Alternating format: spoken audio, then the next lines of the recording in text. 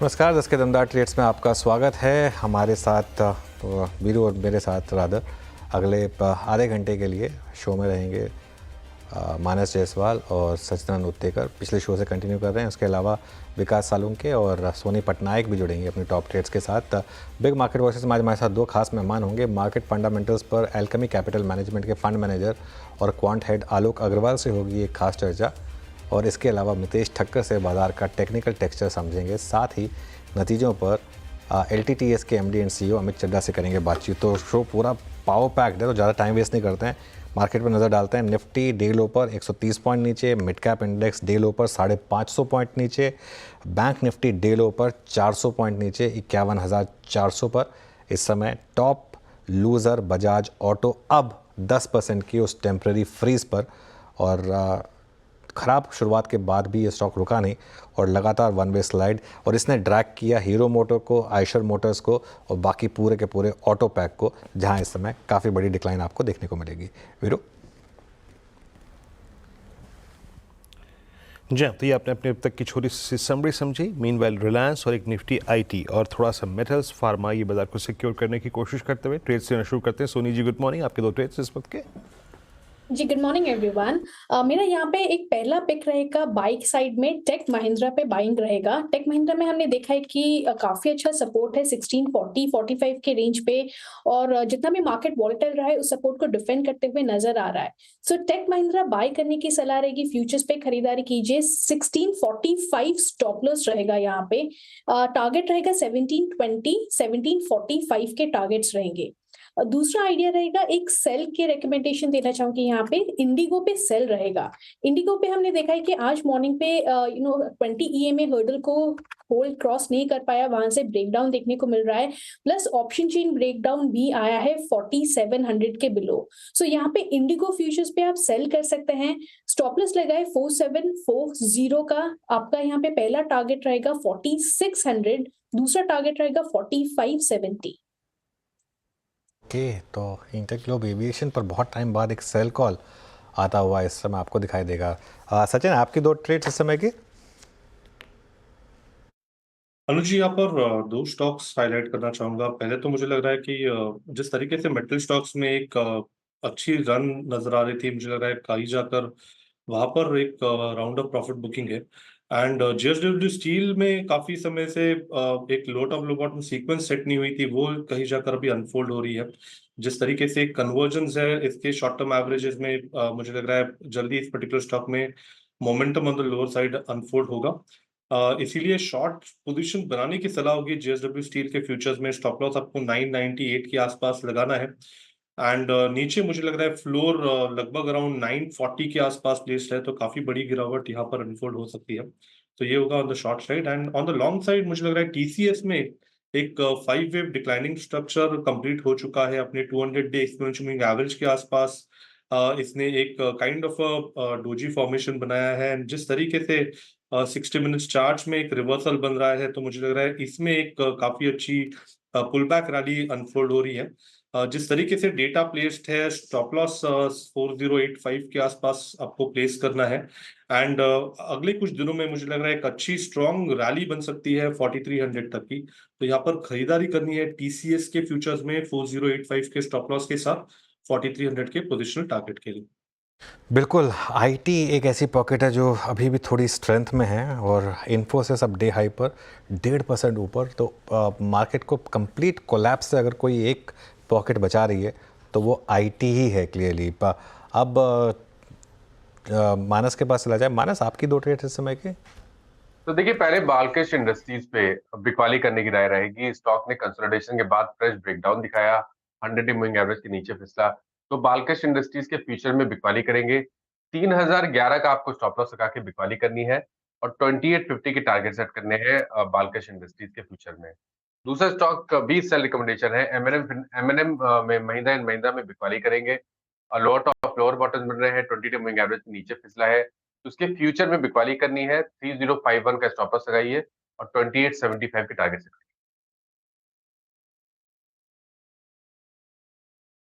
Okay विकास, आपके दो trades?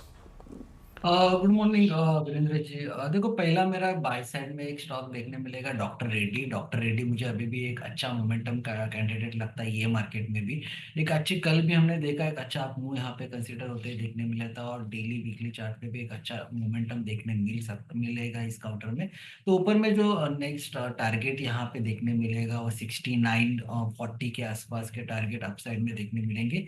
नीचे में जो स्टॉप लॉस देखने मिलेगा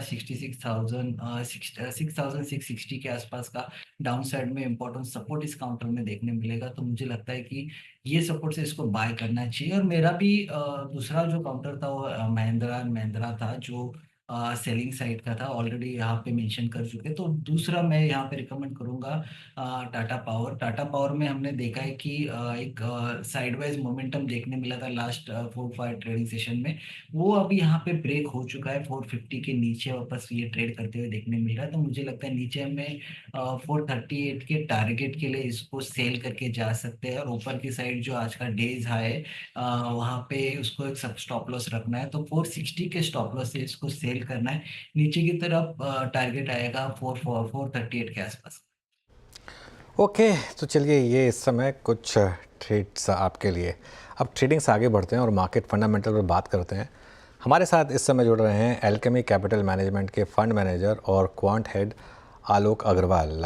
आलोक जी के पास इक्विटी फंड मैनेजमेंट में 22 सालों से ज़्यादा का अनुभव है। 2022 में एल्केमी के साथ जुड़ने से पहले इन्होंने डॉयच एसेट मैनेजमेंट, किया चोक्सी सिक्योरिटीज़ और टाटा ग्रुप के साथ भी काम किया है। और एक दो ऐसी चीज़ें आलोक जी के बारे में मैं बताता हूँ जो शायद ज़्यादा लोगों को पता ना हो। ये एक बहुत अच्छे ऑथर भी हैं, एक बहुत अच्छे कवि भी हैं और एक मैराथनर भी हैं। आलोक जी, गुड मॉर्निंग। आज सुबह सुबह कितने किलोमीटर भागे आपने? आज वीकडे होने के कारण 10 किलोमीटर ही थे। हाँ, आज 10 किलोमीटर ही किए। वैसे वीकेंड पे half marathon, right? Yes, weekend पे हाफ मैराथन। ओके। अच्छा आलोक जी, मार्केट में इस समय क्या कर रहे हैं? क्योंकि मार्केट में भी अपना खुद का मैराथन चल रहा है इस समय, और पिछले कुछ दिन काफ़ी ख़राब रहे। इनफैक्ट ये अक्टूबर का महीना काफ़ी ख़राब रहा है।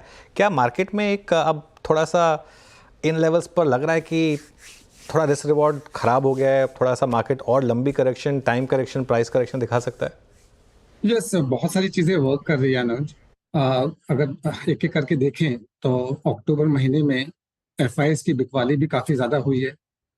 मंथली नंबर कुछ 65-70 हजार करोड़ तक पहुंच चुका है, विच इज आज तक का हाईएस्ट मंथली नंबर है।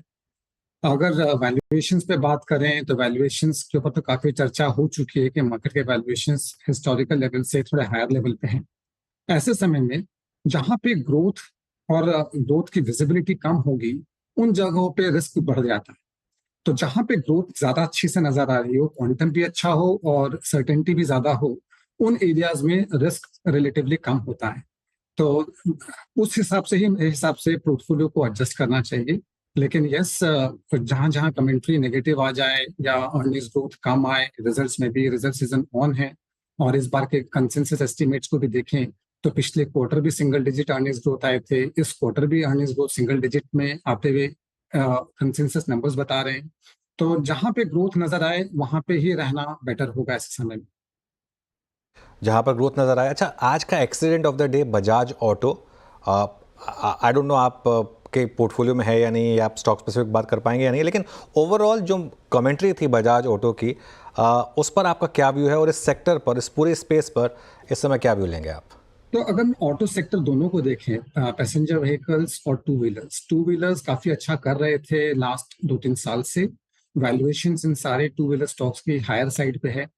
हायर वैल्यूएशंस की प्रॉब्लम तब तक नहीं है जब तक ग्रोथ चलती जाए अच्छे से, और जहां पे ग्रोथ पे ब्रेक लगता है वहां जाके हायर वैल्यूएशन पे क्वेश्चन मार्क आने लगता है।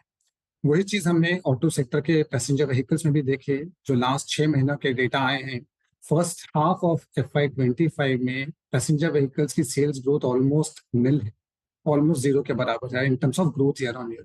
तो फेस्टिव सीजन अक्टूबर महीना है, अक्टूबर महीने के सेल्स पे काफी कुछ डिपेंड करेगा कि two wheelers and four wheelers ये अपने ग्रोथ नंबर्स को वापस ला पाते हैं या नहीं। इन्वेंट्री लेवल्स एक बहुत इंपॉर्टेंट डेटा पॉइंट होता है कोई भी कंज्यूमर ड्रिवन स्टॉक्स में, एंड इनमें अगर inventory level all time high पे है in terms of passenger vehicles, कुछ रफली 70-75 दिन की इन्वेंट्री रखी है, तो इनका लिक्विडेट होना और हायर ग्रोथ आना फेस्टिव सीजन में ज्यादा जरूरी होता है। नहीं तो लोअर ग्रोथ के साथ हायर वैल्यूएशंस भी करेक्ट होने लगते हैं।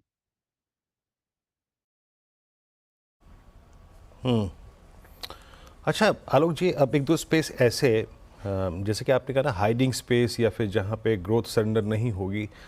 अभी हमने बजाज ऑटो की बात की, अनुज ने बजाज का जिक्र किया। हाइडिंग स्पेस क्या है? वो स्पेस जो इस इनडिस्क्रिमिनेट एफआई सेलिंग के अगेंस्ट स्टैंड कर सकते हैं, जहाँ पे वैल्यूएशंस कंफर्ट आपको है। वीरेंद्र, मैं फिर कहूंगा कि मुझे कंफर्ट, इस वक्त वैल्यूएशन कंफर्ट बाजार में बहुत कम जगहों पर है। ऐसे में बाजार में आपको ज्यादा कंफर्ट होने चाहिए जहां पे ग्रोथ विजिबिलिटी ज्यादा हो। एंड माने या ना माने, हम लोग डेटा तो यही कहता है दैट ये जो साइकिल है वो काफी हद तक कैपेक्स ड्रिवन साइकिल है, कैपेक्स ड्रिवन ग्रोथ साइकिल है। एंड अगर हम बैलेंस शीट को भी एनालाइज करें तो कॉर्पोरेट इंडिया की बैलेंस शीट काफी स्ट्रॉन्ग नजर आती है। डेट इक्विटी रेशियो भी डिकेडल लो पे है, आरओई डिकेडल हाई पे है। गवर्नमेंट की बैलेंस शीट काफी बेटर है और कैपेक्स पे उनका फोकस है। तो इसलिए डोमेस्टिक सिक्लिकल्स काफी अच्छा कर रहे हैं और आगे भी अच्छा करेंगे। एंड इसलिए उस स्पेस में ग्रोथ ज्यादा अच्छे से नजर आती है। मोस्ट ऑफ द इंडाइसेस में जहां पे 10-12% की ग्रोथ आना मुश्किल हो रखा है, डोमेस्टिक सिक्लिकल्स में देर काफी एरियाज ऐसे हैं, स्पेशली जैसे कि पावर हुआ या प्रीमियम रियल एस्टेट है, कंज्यूमर डिस्क्रिशनरी स्पेस में जैसे कि रिटेल जैसी स्पेस है, इलेक्ट्रॉनिक मैन्युफैक्चरिंग जैसी स्पेसेस हैं और डिफेंस जैसी स्पेसेस हैं। यहाँ पे काफी हद तक ग्रोथ हायर डबल डिजिट्स में भी रह सकती है। तो उन एरियाज में लॉन्गर टर्म प्रॉस्पेक्ट्स बेटर होता है। यस, कई बार नियर टर्म में स्टॉक ज्यादा चल चुके होते हैं, लेकिन इन स्पेसेस में ग्रोथ विजिबिलिटी काफी ज्यादा है।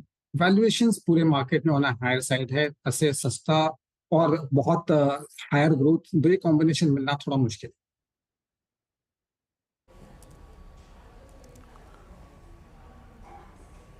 ओके, चलिए, तो यहाँ पे बात होगी वैल्यूएशंस की और कंफर्ट कहाँ कहाँ पे आ रहा है। अच्छा, एक और चीज़, स्पेशली चाइना ने जब से स्टेब्लिश को शुरू किया था उस वक्त एक आम धारणा सी बन गई थी कि now we have to focus on metals पे थोड़ा फोकस कीजिए। अभी आलोक जी, आपका इस पूरे कमोडिटीज़ के चंक पे, आई मीन चाहे वो मेटल्स हों, चाहे ferrous, non ferrous, even you can include gold as well, then we have chemical, पूरी की पूरी बास्केट, इस पे आपका टेक क्या है इस वक्त? आपका कहना बिल्कुल सही है। जब चाइना ने स्टिमुलस अनाउंस किया, China most of the commodities में, वेदर वो केमिकल्स हो या मेटल्स हो, most of the commodity space में 50% से ज्यादा का प्रोड्यूसर भी है, 50% से ज्यादा का कंज्यूमर भी है। और वहां पे अगर जोर से स्टिमुलस देती और ज्यादा क्वांटिफाइड नंबर रहते तो डिमांड बढ़ने के चांसेस थे, जिसके वजह से कुछ उन सेक्टर्स में उछाल भी देखा गया पिछले कुछ दिनों में। लेकिन जब उनके स्टेटमेंट्स आए चाइना के, तो मार्केट पॉसिबली और ज्यादा क्वांटिफाइड नंबर्स और ज्यादा बड़े नंबर्स एक्सपेक्ट कर रहे थे, तो उस हिसाब से नंबर्स नहीं आए हैं। तो अगर वहां पे डिमांड जोर से राइज करती है, so then definitely metal and chemical space में डिमांड जरूर बढ़ेगी एंड इन्वेंट्री जरूर कम होंगे। बट ऐसा कुछ बहुत क्लियरली एज ऑफ नाउ तो नजर नहीं आ रहा। डेफिनेटली एक बात जरूर समझ में आए कि चाइना के एडमिनिस्ट्रेशन, उन लोग कोशिश कर रहे हैं कि अपनी कंट्री को रिवाइव कर सके in terms of growth numbers. And अगर वो और मजबूत स्टेप्स लेते हैं तो वहां के हायर डिमांड से, हायर डिमांड चाइना में जब बढ़ेगी, जीडीपी ग्रोथ वहां जब बढ़ेगी, तो मेटल्स एंड केमिकल्स पे पॉजिटिव असर तब पड़ेगा। एज ऑफ नाउ नजर नहीं आ रहा। ओके। लार्ज कैप आईटी, यहाँ पर अब क्या व्यू बनेगा आलोक जी? क्योंकि टीसीएस के नंबर्स आए, थोड़े से डिसअपॉइंटिंग थे, लेकिन आज इन्फोसिस के भी नंबर्स आएंगे। लेकिन एक चीज़ तो क्लियर है कि ये स्पेस जो है ये आउट परफॉर्म कर रही है रिलेटिवली, और पिछले कई महीनों से एक्चुअली आउट परफॉर्म कर रही है। ये सनोज पिछले 3-4 महीने से डेफिनेटली काफी आउट परफॉर्म कर रही है। लेकिन अगर मैं सेक्टर को, स्पेशली पूरे सेक्टर को अगर कंबाइन करके देखूं, तो आईटी सर्विसेज सबसे बड़ा पार्ट होता है आईटी सेक्टर में। और इस सेक्टर में, इस सेगमेंट में ग्रोथ ज्यादा नहीं। अगर मैं ब्रॉडर आईटी सर्विसेज कंपनीज को कंबाइन कर दूं तो ये 10-12% की अर्निंग्स ग्रोथ लाना इनके लिए थोड़ा डिफिकल्ट हो रखा है। और पिछले 2, 5, 10 साल की भी अर्निंग्स ग्रोथ देखूं तो करीब 10-12% से ऊपर नहीं आ पा रही। हालांकि हो क्या रहा था प्रीवियस डिकेड में, जब ये 10-12% अर्निंग्स ग्रोथ देते थे, उस वक्त में ओवरऑल कॉर्पोरेट इंडिया या बीएसई 500 जैसे सेगमेंट की अर्निंग्स ग्रोथ केवल 6% होती थी। तो 6% मार्केट ग्रोथ के अगेंस्ट में इनकी 10-12% growth without any debt on balance sheet और हाई आरओई पे बड़ा अच्छा लगता था। लेकिन आज ये 10-12% ग्रोथ ऐसे टाइम पे है जबकि ओवरऑल मार्केट ग्रोथ 15% पे है, आरओईज ओवरऑल मार्केट के इंप्रूव हो चुके हैं, इस वजह से रिलेटिव बेसिस पे इनकी अर्निंग्स ग्रोथ हायर नहीं है। और वैल्यूएशन आज जहां निफ्टी कुछ 21-22 पी के रेशियो पे ट्रेड होती है, निफ्टी आईटी इंडेक्स कुछ 28-29 टाइम्स पे ट्रेड होती है, तो मार्केट से 40% प्रीमियम पे आप ट्रेड हो रहे हो एज अ सेक्टर। लेकिन अगर अर्निंग्स ग्रोथ मार्केट से कम हो तो रिलेटिव अट्रैक्शन थोड़ा कम हो जाता है। एट द सेम टाइम इसी सेक्टर के अंदर जो रिलेटिवली स्मॉलर पार्ट्स है, जैसे प्रोडक्ट कंपनीज है, एक इंजीनियरिंग रिसर्च डेवलपमेंट कंपनीज हैं, उन एरियाज में ग्रोथ ज्यादा बेटर है, बट वो मेन इंडेक्स में नजर कम आते हैं क्योंकि उनकी साइज उतनी बड़ी नहीं। नहीं बिल्कुल, सिंस आपने बात की रिलेटिव वैल्यूएशंस की, एक स्पेस जहां पर एटलीस्ट रिलेटिव वैल्यूएशन कंफर्ट है लेकिन शायद ग्रोथ को लेकर रिस्क है, वो है लार्ज प्राइवेट बैंक्स। यहाँ पर अब आप अपने पोर्टफोलियो में क्या ऐड कर रहे हैं या ट्रिम कर रहे हैं पोजीशंस? अनुज, मेरे लिए सबसे इंपॉर्टेंट चीज होती है ग्रोथ। ग्रोथ जहां अच्छे से नजर आए वहां मैं रिस्क वैल्यूएशन रिस्क लेना पसंद कर लूंगा, लेकिन ग्रोथ रिस्क और सॉल्वेंसी रिस्क को अवॉइड करने की कोशिश करता हूँ।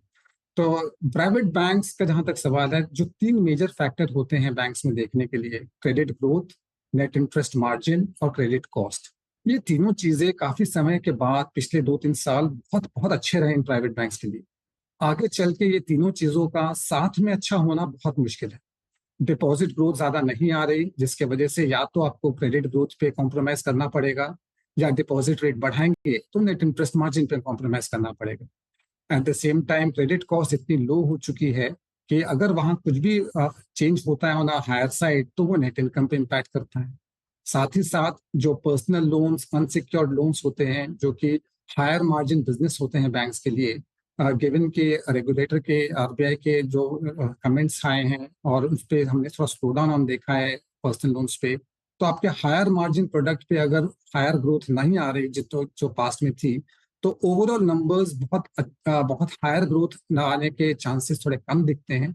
शायद उसी वजह से इनके वैल्यूएशन थोड़े करेक्ट हुए हैं। बहुत हाई क्वालिटी फ्रेंचाइजेज हैं, लार्जर प्राइवेट बैंक्स तो बहुत ही अच्छे हैं, बट मेरा मानना है कि मेरा व्यू पॉजिटिव उन पे तब ज्यादा होगा जब इनकी ग्रोथ विजिबिलिटी बढ़ेगी।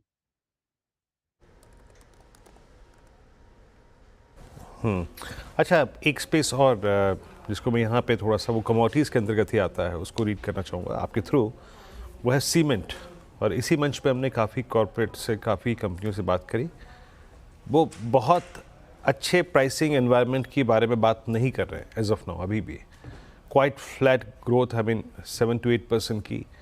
ऐसे में सीमेंट को क्या कंसिडर करना चाहिए क्या? तो इसको एक थोड़ा हिस्ट्री के हिसाब से भी चलते हैं। लास्ट सेवरल इयर्स में एक सीमेंट एक ऐसी कमोडिटी है जिसको हम इंपोर्ट तो नहीं कर सकते, तो ये डोमेस्टिक प्रोडक्शन से होता है, कम से कम इंपोर्ट का रिस्क और कंपटीशन नहीं होता वहाँ पे। इंफ्रास्ट्रक्चर स्पेंड काफी ज्यादा हो रही है, तो खपत तो काफी है और डिमांड भी अच्छी खासी है। लेकिन कई बार ऐसा होता है कि एक सेक्टर में कोई बड़ा प्लेयर आए और उसको मार्केट शेयर गेन करना हो, तो ओवरऑल प्राइसिंग जो स्टेडी रहती थी उतनी स्टेडी रह नहीं पाती। और ये चीज हमने देखी थी सीमेंट सेक्टर में। एक खासियत थी कि पूरे जो प्रीवियस दशक भी रहा उसमें प्राइसिंग डिसिप्लिन इतनी अच्छी थी जिसके वजह से इनके ग्रोथ नंबर्स अच्छे आते थे, आरओईज नंबर अच्छे आते थे, उनकी वैल्यूएशन भी एक्सपैंड कर गई। और जो भी आपने पॉइंट एकदम टच किया, बिकॉज कई बार बड़ा प्लेयर आने से उसको मार्केट शेयर गेन करना होता है एंड ऐसे में प्राइसिंग डिसिप्लिन रह नहीं पाती, जिसके वजह से ग्रोथ नंबर्स एंड आरओईज दोनों सफर कर जाते हैं। वही चीज, वही कंसोलिडेशन इस सेगमेंट में अभी चल रहा है। मेरा मानना है दैट कुछ टाइम और पॉसिबली ये ऐसे कंसोलिडेट कर सकते हैं, लेकिन विद हायर कैपेक्स जो गवर्नमेंट भी कर रही है एंड इंडस्ट्री की यूटिलाइजेशन इंडिया में ओवरऑल जो बैंक आरबीआई रिलीज करती है करीब 75% से ऊपर ऑलरेडी है। तो मेरा मानना है दैट प्राइवेट कैपेक्स भी ऑलरेडी कुछ कुछ सेगमेंट्स में चालू हो गया है, बाकी सेगमेंट्स में भी जुड़ने वाला है। तो सीमेंट आउटलुक काफी पॉजिटिव है। जब तक प्राइसिंग डिसिप्लिन आने लग जाए तो इनकी अर्निंग्स ग्रोथ आउटलुक भी बढ़ जाएगी। ओके, चलिए, आलोक जी बहुत बहुत शुक्रिया आज हमारे साथ जुड़ने के लिए और हमसे इन टॉपिक से बात करने के लिए। आगे भी आपसे होपफुली हम मार्केट के ऊपर काफ़ी कॉन्वर्सेशन करेंगे। आज के लिए बहुत बहुत शुक्रिया हमारे साथ जुड़ने के लिए। चलिए अब आगे बढ़ते हैं और मार्केट का टेक्निकल टेक्सचर समझते हैं, और उसके लिए हमारे साथ जुड़े हैं मितेश ठक्कर। Mitesh, good morning. मितेश, क्या ये ब्रेकडाउन है मार्केट में? अनुज, ब्रेकडाउन की संभावना कहूंगा मैं। कारण ये है, गुड मॉर्निंग, कारण ये है कि निफ्टी जो है 24,800 750 पे मल्टीपल बार पिवट्स बना चुका है। थोड़ी सी हिस्ट्री दे दूं यहाँ पर। 6 सितंबर को लो था 24,801 का, क्लोजिंग 24,850 की, 7 को या सॉरी 9 को लो था 24,750 का। सिमिलरली जब मार्केट उसके बाद मार्केट ने बड़ी तेजी दिखाई थी 26,200 तक, और वहां से गिर के जब आया तो जो लो बनाया है वो था 24,700 का, और क्लोजिंग थी 24,795 की, और आज हम वापस उसी लेवल पे। तो 24,800 750 एक इंपॉर्टेंट सपोर्ट लेवल है, तो स्ट्रक्चरली थोड़ा सा निफ्टी वीक लग रहा है। हो सकता है कि 1-2 दिन बाउंस बैक आए। मुझे लगता है कि अगर ये बाउंस बैक स्ट्रॉन्ग नहीं आया तो फिर पूरे चांसेस है कि हम लोग 24,750 के लेवल को तोड़ के 24,370 350 या वर्स्ट केस में 24,200 की रेंज को भी टेस्ट कर सकते हैं। तो स्ट्रक्चर थोड़ा सा नेगेटिव है। ओके, और बैंक निफ्टी पर क्या व्यू बन रहा है मितेश? क्योंकि बैंक निफ्टी रिलेटिव स्ट्रेंथ दिखा रहा था पिछले कुछ दिनों से, लेकिन आज यहाँ पर भी बड़ा ब्रेकडाउन दिख रहा है। जी हाँ, यहाँ पर एक सेल सिग्नल है इंट्राडे चार्ट पे। अगर किसी को पोजीशन लेनी हो तो 51,770 के आसपास का जो उसका पिवट है वहाँ स्टॉप लॉस होगा, तो थोड़े बाउंस बैक पे बेचे, और मुझे लगता है कि 51,000 और वर्स्ट केस में 50,500 के लेवल्स भी देखने को मिल सकते हैं। Mitesh, good morning. वीरेंद्र बोल रहा हूँ। आपका व्यू स्टॉक स्पेसिफिक क्या है? अभी देखिए, निफ्टी और निफ्टी बैंक में मैंने आपकी कमेंट्री सुन ली। अभी best stocks to open sell trade, short trade, वो कौन से नजर आ रहा है आपको जहाँ पे रेंज ब्रेकडाउन हो रहा है? Good morning Virendra. कुछ स्टॉक्स में जहाँ पर कि मुझे प्रॉफिट के पैटर्न दिख रहे हैं, जहाँ पर कि ब्रेकडाउन होने के चांसेस भी हैं, और मैं वेट ही करूँगा अगर निफ्टी में ब्रेकडाउन होगा तो शायद उसमें अग्रेसिव हो जाऊंगा। काम वहाँ पर मेरी कुछ पोजीशंस भी हैं, डिस्क्लेमर इस तरह से बेस्ट इंटरेस्ट रहेगा। एक है Mahindra and Mahindra. In fact auto में हमने देखा कि बजाज ऑटो, हीरो मोटर्स और महिंद्रा एंड महिंद्रा में क्लियर कट कुछ नेगेटिव क्रॉसओवर्स आए हैं। तो Mahindra and Mahindra I think मुझे लगता है कि आने वाले कुछ दिनों में ये 2850 के लेवल्स को छू सकता है, यानी कि यहाँ से 130-140 पॉइंट की गिरावट आ सकती है, और ऊपर में जब तक ये 3020 के लेवल से क्रॉस नहीं करता है वो आपका स्टॉप लॉस रहेगा शॉर्ट पोजीशंस के लिए, तब तक आई थिंक मेरा भी नेगेटिव रहेगा। उसके अलावा आईटी स्टॉक्स में कुछ प्रॉफिट बुकिंग देखने को मिल रही है, तो मुझे लगता है कि एक नौकरी या इन्फो एज अगर हम कहें तो वहां पर भी काफी टाइम बाद प्रॉफिट बुकिंग का सेटअप बन रहा है। यहाँ पर मैं वेट करूंगा कि आज का जो लो है 7,960, उसके नीचे अगर जाता है तो शॉर्ट करें। पहला टारगेट होगा 7,770 का, और स्टॉप लॉस हम लेंगे उस टाइम पे 8,040 रुपए के आसपास का। और एक मेरे पास बाय कॉल भी है इस खराब मार्केट में जो अच्छा लग रहा है स्टॉक, वो है चेन्नई पेट्रो, जिसमें कि कल भी एक अच्छा बुलिश कैंडल था, आज बुलिश कैंडल भी है और कुछ क्रॉसओवर्स भी हैं। तो यहाँ पर बाय करें, 920 के जस्ट नीचे स्टॉप लॉस लगाएं, और मुझे लगता है कि ये स्टॉक आने वाले दिनों में 1,040 की तरफ बढ़ सकता है। Okay, Chennai petro 966 is cash call. और मितेश, एक दो स्टॉक्स जो कि पिछले 3-4 दिन में बड़ा स्ट्रॉन्ग थ्रस्ट जनरेट कर रहे थे, for instance Siemens, ABB, L&T, यहाँ पर आपका टेक क्या है इस वक्त? देखिए, सीमेंस मुझे काफी अच्छा लगता है। इनफैक्ट बहुत अच्छी रैली के बाद आज ऑफकोर्स डाउन है। ये स्टॉक पिछले हाइस के आसपास गया था। इसका जो पिछला हाई था वो था 7,970 का, जो कि इसने बनाया था 5 जुलाई को, और कल क्लोजिंग जो आई थी वो 7,986 की आई थी। तो मुझे लगता है कि 8,000 का थोड़ा सा पिवट बना हुआ है, परंतु स्ट्रक्चर काफी अच्छा है। तो अगर आने वाले दिनों में मार्केट्स अगर इस लेवल को होल्ड करता है, रिवर्सल देता है, तो आई थिंक सीमेंस मेरा one of the first stocks I would want to buy list पे रहेगा। एबीबी मेरे पास क्लियर व्यू नहीं है। चलिए मितेश, बहुत बहुत शुक्रिया आज जुड़ने के लिए हमारे साथ और मार्केट पर ये सारी चीज़ें समझाने के लिए। अब आगे बढ़ते हैं और एक कंपनी से बात करते हैं। एल&टी टेक, LTTS के नतीजे थोड़े मिले जुले रहे हैं। कमज़ोर पहली तिमाही के मुकाबले दूसरी तिमाही में आय में बढ़त देखने को मिली है, लेकिन मार्जिन में हल्का सा प्रेशर दिखा। कंपनी का मुनाफा भी अनुमान से कम बढ़ा है। Constant currency revenue growth guidance हालांकि इन्होंने बरकरार रखी है 8 to 10% पर। हमारे साथ बातचीत करने के लिए कंपनी के managing director and CEO Amit Chadha जुड़े हैं। Amit ji, good morning. पहले तो ये बताएं कि ये जो आपके नंबर्स थे इसमें क्या खास रहा, और जो इम्पॉर्टेंट चीज़ थी कि गाइडेंस बैंड से मार्जिन थोड़ा नीचे रहे, इसकी वजह क्या थी? जरूर। तो सबसे पहले तो $307 मिलियन रेवेन्यू, अबाउट 4% का growth quarter on quarter. Rupee terms में growth has been 4.5% quarter on quarter, 8% year on year. सारे सेगमेंट्स ग्रो हुए। सस्टेनेबिलिटी जो हमारा सबसे प्रॉफिटेबल सेगमेंट है, ग्रो 6.5%। मोबिलिटी ने 5% की बढ़ोतरी आई, as opposed to last quarter 6% जो थी, तो उसके बैक पे 5%। टेक 1% का ग्रोथ हुआ। 2 20 मिलियन के डील प्लस डील और 4 10 मिलियन प्लस डील और 2 एम्पैनलमेंट्स हुए। नंबर ऑफ अकाउंट्स जो हमारे 30 मिलियन ऊपर थे और जो 10 मिलियन ऊपर थे, उनमें भी बढ़ोतरी आई। सो ओवरऑल हमारी Q2 जो डील बुकिंग रही वो काफ़ी हेल्दी रही, और वही नहीं, हमारा जो पाइपलाइन है वो खाली काफ़ी स्ट्रांग है। कुछ 100 मिलियन के डील हैं, 50 मिलियन के डील हैं, 25 मिलियन प्लस के डील हैं, जिनके ऊपर हम काम कर रहे हैं। ओवरऑल नेट प्रॉफिट जो था वो 320 करोड़ आया, actually 1.3% up year on year, and we have declared a interim dividend of 17 rupees per share.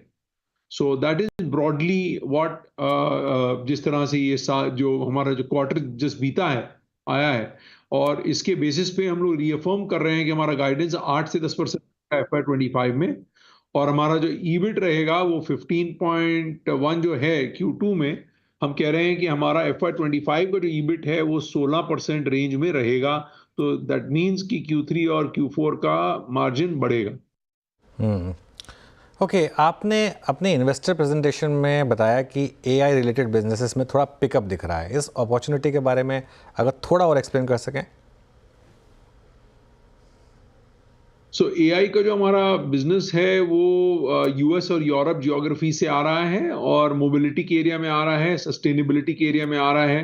जो हम काम कर रहे हैं, काफ़ी प्रोजेक्ट्स पे काम हो रहा है AI में, जेन AI में, और ऑटोमेशन, फैक्ट्री ऑटोमेशन में। हमने अपने 3 जो हैं वो अपने प्रोडक्ट्स भी लॉन्च किए हैं, विजेट्स लॉन्च किए हैं, जो कस्टमर्स ने खरीदे भी हैं इस क्वार्टर में, और अगले क्वार्टर में भी उनका रेवेन्यू आएगा। तो काफ़ी अच्छी तरह से वो ट्रैक्शन पकड़ रहा है इस एरिया में। हमने काफ़ी इन्वेस्टमेंट किया है इस एरिया में। In fact one of the reason, अगर आप देखेंगे, हमारा ग्रॉस मार्जिन फ्लैट था, वो SG&A बढ़ा है, बिकॉज वो सेल्स और टेक्नोलॉजी के जो एक्सपेंस था इस क्वार्टर में थोड़ा ज़्यादा आया है, क्योंकि उसमें अपफ्रंट इन्वेस्टमेंट करनी पड़ती है, और एक बार आप इन्वेस्टमेंट कर देंगे तो उसके बाद आपको बढ़ोतरी दिखेगी अगले क्वार्टर में onwards, and that is how हमें लगता है कि जैसे ये पैन आउट होगा। अच्छा अमित जी, जो आपके US के क्लाइंट्स के साथ इंटरेक्शन हो रहा है, मतलब डिफरेंट आई थिंक इश्यूज़ पे, चाहे वो US इलेक्शन हो, उसके पॉसिबल आउटकम, और स्पेशली जो ये बीते 3 महीने में जियोपॉलिटिकल टेंशन्स काफ़ी गहराई हैं, अभी इस पर, इन दोनों बड़े मुद्दों पर उनका सेंस क्या बन रहा है? ऑर्डरिंग इंप्रूव हो रही है, क्लाइंट्स को कॉन्फिडेंस बढ़ता जा रहा है, और H2 will be better than H1। In fact हमने अभी अपनी क्लाइंट एडवाइजरी काउंसिल कंप्लीट की, 16 मेंबर्स हैं, उनका जॉइंट मार्केट कैप $6 ट्रिलियन है, और जो उन लोगों ने हमें बताया कि CY25 will be a lot better than CY24, and CY26 is supposed to be better than CY25। देखिए, जो टेक एरिया है, जो सस्टेनेबिलिटी एरिया है, वो दोनों में इन्वेस्टमेंट्स हो रहे हैं। मोबिलिटी में OEMs ठीक कर रहे हैं, बट टियर 1s में थोड़ा सा प्रॉब्लम है, और that is how we are seeing the entire thing in the macros etcetera play out. Okay, बहुत बहुत धन्यवाद आज हमारे साथ जुड़ने के लिए आपका, और अमित जी, और ऑल द बेस्ट आपको फ्यूचर के लिए। चलिए इस शो को यहाँ समेट लेते हैं, और अब मैं आपसे लूँगा विदा। बीरू यहीं रहेंगे और कंचन साथ में होंगी ट्रेडर्स हॉटलाइन इस छोटे से ब्रेक के बाद।